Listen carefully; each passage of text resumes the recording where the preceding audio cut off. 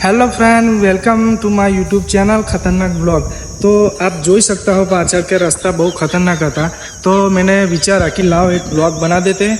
इधर लाड़वेल के आगे आता है ना, तो इधर रास्ता बहुत खतरनाक है। तो बाइक लेके जाते हैं तो मेरा केड़ों का मकोड़ा बकोड़ा सब कुछ टूट गए हैं। बहुत खतरनाक, डेंजर से भी खतरनाक रास्ता है। जो देख लो आप पाचल, जो लिया आपा भी जो लो, जो खतरनाक। ऐसा रास्ते जाओगे तो आपका मकोड़ा बकोड़ा सब टूट जाएगा।